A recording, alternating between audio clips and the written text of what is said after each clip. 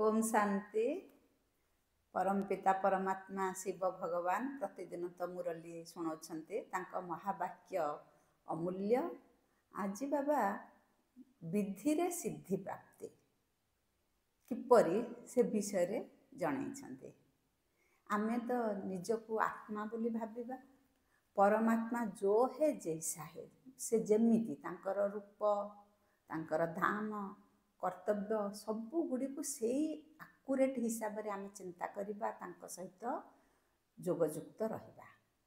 किंतु आमे जानिचे परमात्मा का सहित जोग करिला माने आम पाखको माया संगे संगे आसी जाउची। माया कोन मैं आया सबु बेले से पाखे पाखे अछि, ता अधीन रे आमे रहिचे रावण राज्य रे।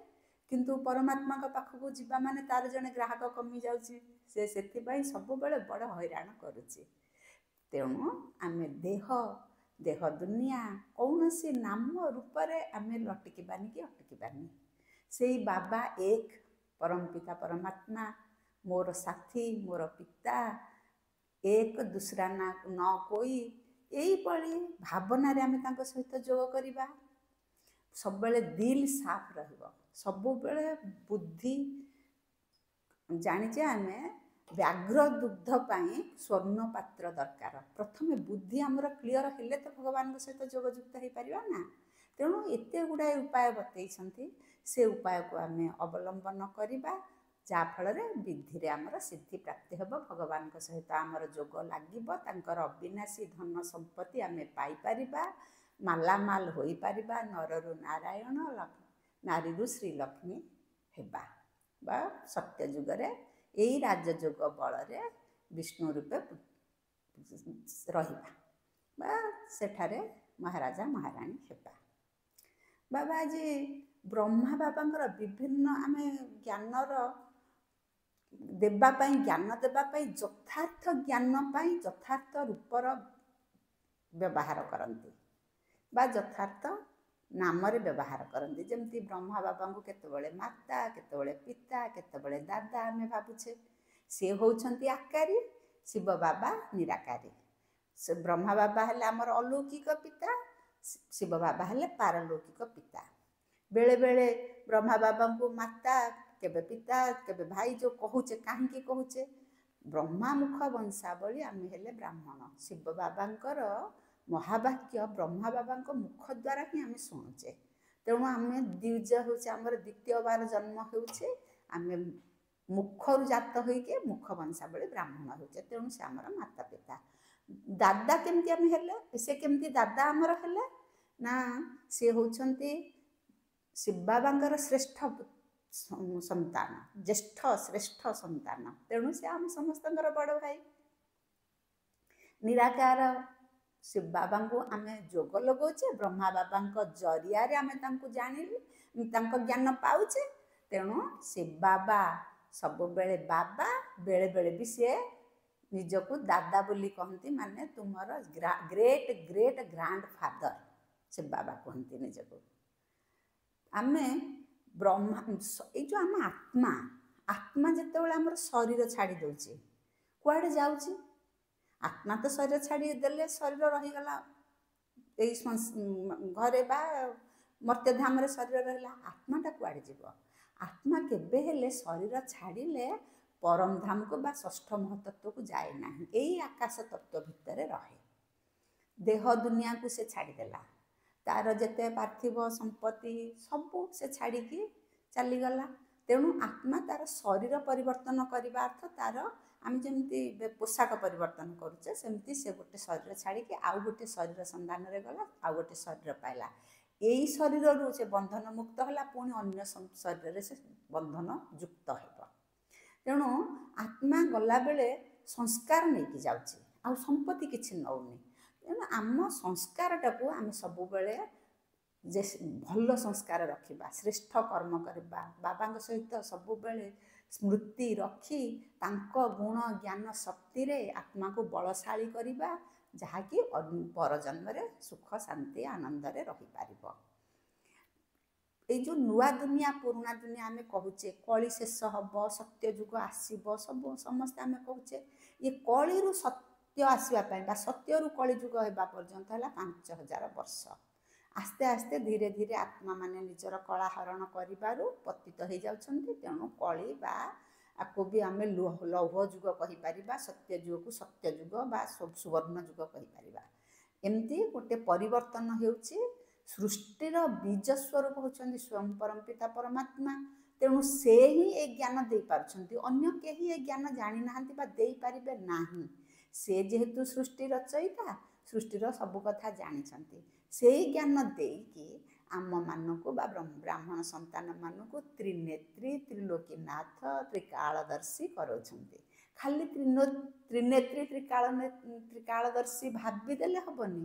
ତାକୁ ଯଥା ସମୟରେ ଯଦି ଆମେ କାମରେ ନ ଲଗେଇବା, ଆମର ଜ୍ଞାନ ଚକ୍ଷୁ ବା ତୃତୀୟ ନୟନ ଖୋଲିଲା ବୋଲି ଆମେ ଜାଣିଲେ, କିନ୍ତୁ ତାକୁ ଯଦି ଆମେ କାମରେ ନ ଲଗେଇବା, ସେ ତୃତୀୟ ନୟନର କିଛି ମୂଲ୍ୟ ବି ରହିବନି। ତ୍ରିନାଥ ମେଳା ହେଉଛି, ସେଠି କ'ଣ ବ୍ରହ୍ମା ବିଷ୍ଣୁ ମହେଶ୍ୱରଙ୍କୁ ପୂଜା କରାଯାଉଛି, କିନ୍ତୁ ତାଙ୍କର ରଚୟିତା ଶିବ ବାବାଙ୍କୁ ଉଡ଼େଇ ଦେଲେ ମଝିରୁ, ତାଙ୍କୁ ଆଉ କେହି ମନେ ପକେଇଲେନି।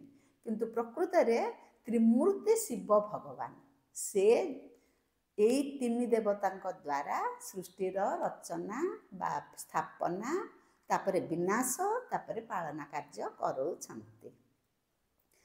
କହୁଛନ୍ତି ଯେ ମହାଭାରତ ଯୁଦ୍ଧ ହେଇଥିଲା, ଏବେ ମହାଭାରତ ଯୁଦ୍ଧ ଚାଲିଛି, ଆହୁରି ଆଗକୁ ଘମାଘୋଟ ଲଢ଼େଇ ହେବ। ପ୍ରକୃତି ବିପର୍ଯ୍ୟୟ ଯେଉଁ ସବୁ ଆସିବ, ଅଣୁ ପରମାଣୁ ବୋମା ବର୍ଷଣ ହେବ, ତା ଦ୍ୱାରା ତ ସୃଷ୍ଟି ବିନାଶ ହେବ। ସେଇ ଯେଉଁ କାର୍ଯ୍ୟକ୍ରମ ହେବ, ତା ଆଗରୁ ବର୍ତ୍ତମାନ ସ୍ୱୟଂ ପରମପିତା ପରମାତ୍ମା ଶିବ ଭଗବାନ ସତ୍ୟ ଗୀତା ଜ୍ଞାନ ଦେଉଛନ୍ତି। ସେ ଆମେ ସମସ୍ତେ ଅର୍ଜୁନ, ପରମପିତା ପରମାତ୍ମା ଶ୍ରୀକୃଷ୍ଣ ବୋଲି ଆପଣ କହିପାରନ୍ତି, ସେ ହେଉଛନ୍ତି ନିରାକାରୀ ଶିବ ଭଗବାନ। ଜ୍ଞାନ ଦେଇକି ମହାଭାରତ ଲଢ଼େଇ ଯେଉଁ ଆସୁଛି ଆଗକୁ ବା ବର୍ତ୍ତମାନ ବି ଧୀରେ ସୁସ୍ଥେ ଚାଲିଛି, ତାକୁ ଆମେ କେମିତି ସାମ୍ନା କରିବା ସେ ପାଠ ପଢ଼ାଉଛନ୍ତି। ଆମେ ଦୁଇଟି ଶବ୍ଦ କେବେ ହେଲେ ଭୁଲିବାନି ମନରୁ, ମାନେ ପିତା ଆଉ ପିତାଙ୍କର ସମ୍ପତ୍ତି। ଆମେ ଯଦି ପିତାଙ୍କୁ ଭୁଲିଯିବା, ତାଙ୍କ ସମ୍ପତ୍ତିକି ଭୁଲିଯିବା, ତାହେଲେ ଆମେ କ'ଣ କରିବା? ସିଏ ତ ଗାଇଡ୍, ସିଏ ତ ଲିବରେଟର, ସିଏ ଆମକୁ ଦିଗ୍ଦର୍ଶନ ଦେଉଛନ୍ତି, ସିଏ ଆମକୁ ପତିତରୁ ପାବନ କରିକି ସାଥିରେ ନେବେ। ତାଙ୍କୁ ଯଦି ଭୁଲିଯିବା, ତାହେଲେ କ'ଣ ପାଇବା ସଂସାରରୁ? କିଛି ପାଇବାନି। ସେଥିପାଇଁ କହୁଛନ୍ତି ନଷ୍ଟ ମୋହା ସ୍ମୃତି ଲବ୍ଧା ହୁଅ। ଏ ଦୁନିଆରୁ ମୋହ ତୁଟେଇ ଦିଅ, ଆଉ ସବୁବେଳେ ଭଗବାନଙ୍କ ସହିତ ସ୍ମୃତି ଯୋଡ଼ି ରଖ। ମାଙ୍କଡ଼, ତାର ଛୁଆ ମରିଗଲାଣି, କିନ୍ତୁ ସିଏ କୁଣ୍ଢେଇକି ଧରିଛି। କିନ୍ତୁ ଆମେ କ'ଣ? ଆମେ ବି ଜାଣୁଛେ ଏ ଦୁନିଆ, ଏ ସଂସାର ସବୁ କୁଆଡ଼େ ବିନାଶ ହେଇଯିବ, ତଥାପି ଆମେ କୁଣ୍ଢେଇକି ଧରୁଛେ। ତେଣୁ ଏସବୁ ବୁଦ୍ଧିରୁ ହଟେଇ ଦେବା। ଏଇ ଯେଉଁ ମମତ୍ୱ ଆମର ସବୁବେଳେ ସବୁ ମୋର ମୋର କହିକି ଆମେ ସମସ୍ତଙ୍କୁ ଜାବୁଡ଼ି ଧରୁଛେ, ତେଣୁ ଦୁଃଖ ପାଉଛେ। ନିଜକୁ ଟ୍ରଷ୍ଟି ବୋଲି ଭାବିବା, ସବୁ ଭଗବାନଙ୍କର। ଆମେ ସବୁବେଳେ କଥାରେ କହିଛେ ଯେ ଏ ସଂସାର ହେଉଛି ଭଗବାନଙ୍କର, ମୋତେ ଯାହା ମିଳିଛି ସବୁ ଭଗବାନ ଦେଇଛନ୍ତି, ଏ ସମ୍ପତ୍ତି ଭଗବାନଙ୍କର, ଆମେ ସବୁ କହୁଛେ। କିନ୍ତୁ ମନରେ ଯେତେବେଳେ ଆମେ ନିଶ୍ଚିତ ହେଇଯିବା ଯେ ଏଇ ଭଗବାନଙ୍କର, କେତେବେଳେ ଚାଲିଯିବ ହାତରୁ ଜଣା ନାହିଁ, ସେଥିପାଇଁ ମୁଁ ଏତେ ତା ଭିତରେ ଛନ୍ଦି ବାନ୍ଧି ହେବି ନାହିଁ। ଯାହା ଦାୟିତ୍ୱ ଦେଇଛନ୍ତି ତାକୁ ମୁଁ ଖୁବ୍ ଖୁସିରେ ଆନନ୍ଦରେ ଭଗବାନଙ୍କର ସେ କରାବନହାର ମୁଁ କରୁଛି, ମୋ ଦ୍ୱାରା କରୁଛନ୍ତି ବୋଲି ଭାବିକି ଯଦି ଆମେ ଆଗକୁ ଯିବା, ତାହେଲେ ଶାନ୍ତିରେ ଖୁସିରେ ରହିବା। କିନ୍ତୁ ଇଏ ମାଉସୀ ମାର ଖେଳ ଘର ନୁହେଁ, ଇଏ ଛୋଟ କଥା ନୁହେଁ। କହିଦେବା ଆଉ କାମରେ ପରିଣତ କରିବା ବହୁତ ଅନ୍ତର ଅଛି। କିନ୍ତୁ ଯଦି ଭଗବାନଙ୍କ ସହିତ ସବୁବେଳେ ପ୍ରୀତି ବୁଦ୍ଧି ଯୋଡ଼ିବା, ମାୟା ସହିତ ବୁଦ୍ଧି ହଟେଇବା, ଇଏ ସମ୍ଭବ। କାହିଁକି ନା ମନ ଏକାଥରକେ ଦୁଇଟା କଥା ବିଚାର କରିପାରେନି, ସବୁବେଳେ ଗୋଟିଏ କଥା ସେ ବିଚାର କରେ। ଯଦି ଆମେ ମନକୁ ସବୁବେଳେ ସକାରାତ୍ମକ ଚିନ୍ତନ, ଭଗବାନଙ୍କର ଚିନ୍ତନ, ସତ୍ୟ କ'ଣ ତାକୁ ଦେଇ ଦେଇ ଚାଲିବା, ସେ ଆସ୍ତେ ଆସ୍ତେ ଅନ୍ଧାର ମିଛ ଦୁନିଆ ଠାରୁ ହଟି ହଟି ଚାଲିବ। ଆମେ ସମସ୍ତେ କହୁଛେ ଶାନ୍ତି ନାହିଁ, ଦୁନିଆରେ ଶାନ୍ତି ନାହିଁ। ଆରେ ଶାନ୍ତି କୁଆଡ଼ୁ ଆସିବ? ପିସ୍ କୁଆଡ଼ୁ ଆସିବ? ଆମେ ତ ପିସ୍ ପିସ୍ ହେଇଯାଇଛେ।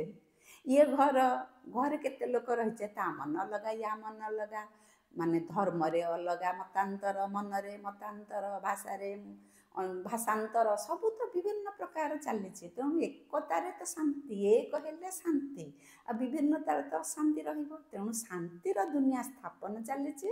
ଆମେ ସେଇ ଅନୁଯାୟୀ ନିଜକୁ ପ୍ରିପେୟାର କରିବା, ଶାନ୍ତିର ଦୁନିଆକୁ ଯିବା। ସୁଖ ଶାନ୍ତିର ଦୁନିଆ ହେଉଛି ସ୍ୱର୍ଗକୁ ବି ଆମେ ଯାଇପାରିବା। ଏଇ ରାଜଯୋଗ ଶିଖିଲେ ହିଁ ଆମେ ଶାନ୍ତି ଦୁନିଆକୁ ଯାଇପାରିବା, ନରରୁ ନାରାୟଣ ହୋଇପାରିବା। ବ୍ରହ୍ମା ବାବାଙ୍କର ଯେମିତି ଶ୍ରେଷ୍ଠ ସ୍ଥିତି, ଶ୍ରେଷ୍ଠ ସ୍ମୃତି, ଶ୍ରେଷ୍ଠ କର୍ମ ସବୁବେଳେ ଥିଲା, ସେଇଭଳି ଆମେ ବି ଆମର ସ୍ମୃତି, ସ୍ଥିତି, ଯୋଗ ସବୁ ଶ୍ରେଷ୍ଠ କରିବା। ଶ୍ରେଷ୍ଠ କରିବା ନିଶ୍ଚିତ ଭାବରେ, ଯାହାଫଳରେ ଆମକୁ ନିଶ୍ଚିତ ଭାବରେ ଫଳ ମିଳିବ। ପରୋପକାରୀ ହେବା। ପରୋପକାର ମାନେ କ'ଣ? ଯଦି ଜଣକୁ ଆମେ ସାହାଯ୍ୟ କଲେ, ସେଇଠି କିଛି ଆମର ରହିଲା ମନରେ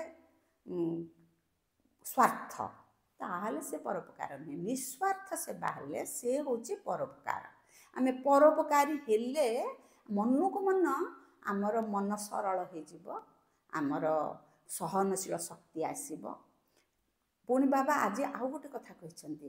ଅଜମଲ ଖାଁ ବୋଲି ଜଣେ ବୈଦ୍ୟ ଥିଲା। ସେ ବୈଦ୍ୟ ସେ ରୋଗୀର ଚେହେରାକୁ ଦେଖିକି ନାଡ଼ି ଚିପିକି ତାର କି ରୋଗ ହୋଇଛି କହିପାରୁଥିଲେ। ଏତେ ପରଖନିକି ଶକ୍ତି, ପରୀକ୍ଷା କରିବାର ଶକ୍ତି ନିର୍ଣ୍ଣୟ ସେ କରିପାରୁଥିଲେ। ଯେମିତି ବଣିଆଟିଏ ସୁନା ଦେଖିକି ଜାଣି ଦେଉଛି, ବା ସୁନାକୁ କଷିକି ସେ ଜାଣି ଦେଉଛି ଇଏ କି ଭଳିଆ ସୁନା।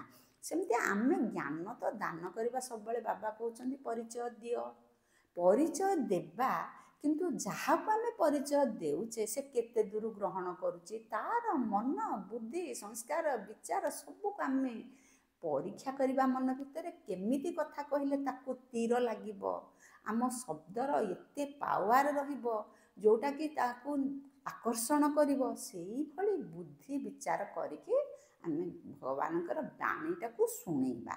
ଶୁଣେଇଲେ ଯେଉଁମାନେ ଅଛନ୍ତି ସନାତନ ଦେବୀ ଦେବତା ଧର୍ମର, ସେମାନଙ୍କୁ ଏ ବାଣୀ ଭଲ ଲାଗିବ, ସେମାନେ ଆସିବେ। ବାବା କହୁଛନ୍ତି ଏଇଥିରୁ ଅନେକ ଲୋକ କନଭର୍ଟ ହୋଇଯାଇଛନ୍ତି, ଅନ୍ୟ ଅନ୍ୟ ଧର୍ମକୁ ଚାଲି ଯାଇଛନ୍ତି। ସେ ଧରନ୍ତୁ ଜଣେ ଆଦି ସନାତନ ଦେବୀ ଦେବତା ଧର୍ମର ଲୋକ ଥିଲେ, କିନ୍ତୁ ସେ ପରବର୍ତ୍ତୀ ଜନ୍ମରେ କେତେ କେତେ ଜନ୍ମ ପରେ ମନେକର ସିଏ ମୁସଲମାନ କି ଖ୍ରୀଷ୍ଟିଆନ କି ବୁଦ୍ଧିଷ୍ଟ କି କ'ଣ ଗୋଟେ ହେଇଛନ୍ତି। ସେମାନେ ବି ଏଇ ଜ୍ଞାନ ଶୁଣିଲେ ପୁଣି କନଭର୍ଟ ହେଇକି ଆଦି ସନାତନ ଦେବୀ ଦେବତା ଧର୍ମକୁ ଆସିବେ। ନହେଲେ ଏତେ ଦେଶ ବିଦେଶରେ ଇଏ ଧର୍ମ ବା ଇଏ ବାଣୀ ଈଶ୍ୱରଙ୍କର ମହାବାକ୍ୟ କାହିଁକି ପ୍ରଚାର ପ୍ରସାର ଚାଲିଛି?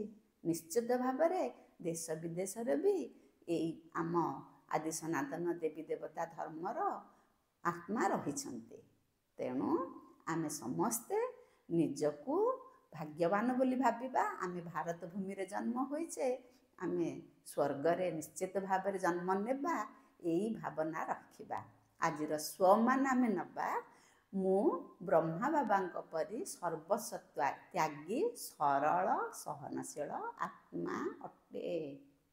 ଓମ୍ ଶାନ୍ତି।